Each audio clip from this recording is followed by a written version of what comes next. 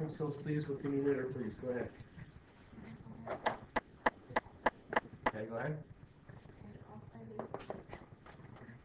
Okay. 6. Good. Okay, good. So what does that make our brackets turn into then?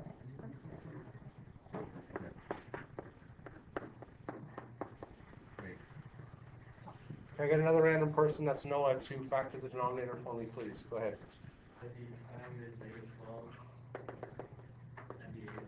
Great, so that's going to be? Great, so this is going to turn into? Okay. Okay. I'm going to pick on another random person, that's Austin. So give me the restrictions on x, please. 2 and -6. Very good. So x cannot equal 2 and -6. If you want to show your work for that, feel free. I'm not giving you a mark for showing your work. As long as your restriction is proper, that's fine.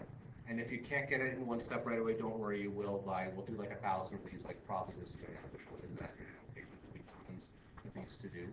Okay, so if you need to do a little side work, that's fine right now. We'll cancel it. All right, Cole, why am I happy at this moment? No, why am I happy at this moment? What can I do next? So you're left with x plus 3 and x minus 2.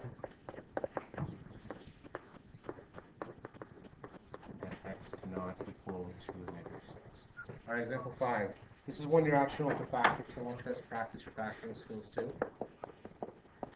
Example 5 says simplify the statement. Excuse me. No.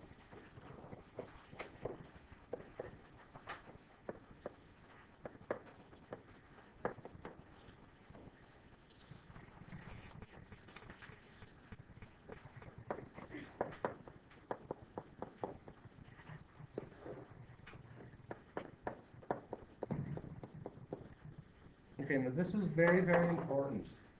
Why can I not do the shortcut method here? And I need everyone that's sitting in the class here to pay attention to this because people make huge mistakes here. Yes. You can't just instantly go to the two brackets, okay, because it's 2x squared or 3x squared. So what you have to do is factor everything. What some students will do, and this is the neat students in the class, is they'll do something like this. And then do all the rough work factoring on the side of the page and then bring back it in factor form at the end. Okay, so that's what I'm going to do it here. Matt, if you're one of those neat students, you can do that. What's that? No problem. I'm just going to stop talking. Factor that one like you can, okay? And I'm going to pause the video. You will have to factor tons. The way some people will do this, and I'd probably recommend this, is when you're doing, because this question's starting to get complicated for the factoring. So what some people do is they'll just write 8 on the side and factor on the side and bring it back together. So there's 2x squared plus 5x minus 12. Brad, what's the end of the 8, please? The root is -4 and the 8 is 5. Great. What are the two numbers that you got? 8 and 8 and -3. Good. All right. If you're not good at this, again, write out the factors. That's what I'd recommend. Okay, because it's a lot quicker than spending like 2 minutes trying to get the numbers. Okay, the numbers should come relatively quickly. Yeah. Okay, can someone else tell me what to do with the 8 and the -3, please? Oh my goodness. Cole, I'm picking on you. What do you do with 8 and the -3?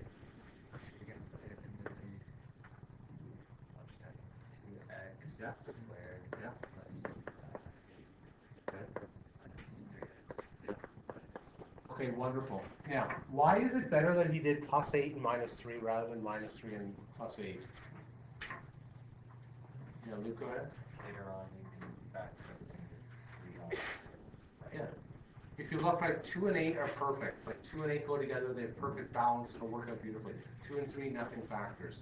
Okay, yes? What did you say at the beginning that people were going to do wrong? Oh, what are people going to do wrong is what they'll do is they'll just go right to x plus 8 and x minus 3. Okay, for this, which it clearly isn't, because when you factor x and x, you don't get x, you don't get 2x. Okay, so what do I do next here then? Oh my goodness. Come on guys, play along please. Atlanta, go. You'll end up with 2x bracket x plus 4 bracket minus 3 bracket x plus 4. Right. And again, this is correct because the brackets are lined up. All right, Quinn, can you finish this one up for me, please? X plus 4 Yeah. bracket 2x. Now, you could have done this on the left-hand page if you wanted to, right? But I just a little more neat to just write it like this now, okay?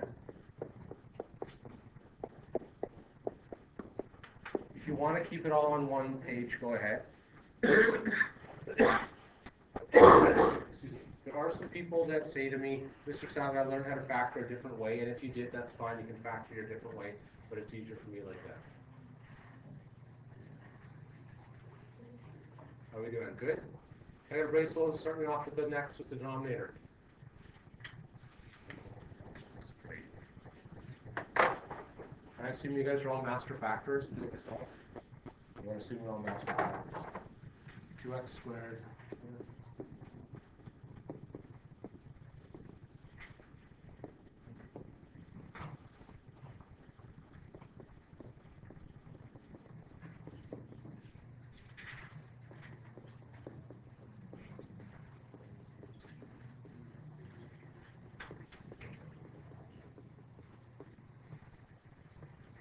Hopefully everyone got the same thing as that. Hope.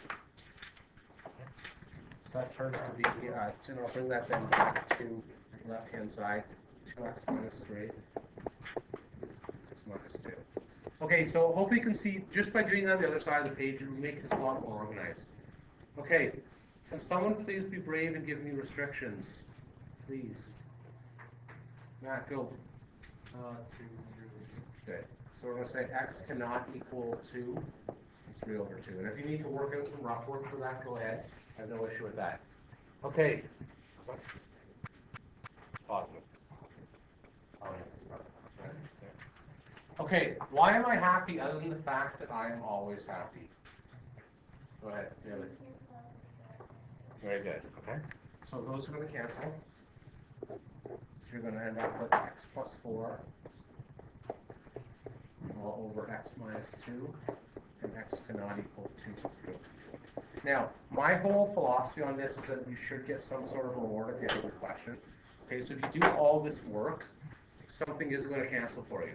Okay, right? There's no point of doing all this factoring and you just end up with the same thing in factored form that's not helpful to anybody. Right, okay, so on your tests and on your assignments, I'll give you monsters like to do like this, and things will all work out nicely. I had a girl in one of my classes probably about 5 years ago now, it would like go woohoo at the end of the question when everything canceled out. Okay, right? So it would, when everything canceled, we get to this tomorrow, it'll equal 1, and she'd work it all out on her test, and she'd go woohoo. So during the exam was embarrassing. It was back when we were in the gym, and I hear a little woohoo, through the hallway. So anyway, that was. Please don't do that. If so let's say that the x plus 4 and the x minus 2 canceled out. Yeah. Everything on the top, it's like 10 divided by 10 is just equal to 1, right? Yeah. It's the same thing here. So we'll get to an example more like that for that. Yeah. So I gotta hate during the test. Everyone's like woohoo, woohoo, woohoo. All right, I'm gonna give you guys one more question, then we're gonna end the day. So this is gonna be it. This one will. Sorry, can I get rid of the left-hand side? Are we good? Okay. This one's going to make sure that you guys understand what we did yesterday. This is example 6, and this is it. And yesterday being Monday. Okay, it's going to do that.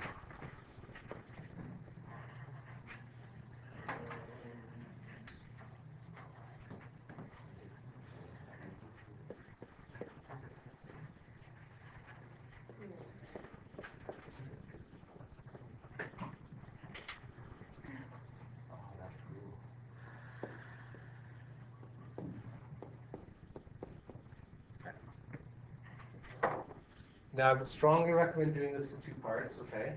Now, this factor will be just like the warm-up there for that, okay? So as soon as you see an x cubed in this class, it'll be like the warm-up, okay? So which is okay.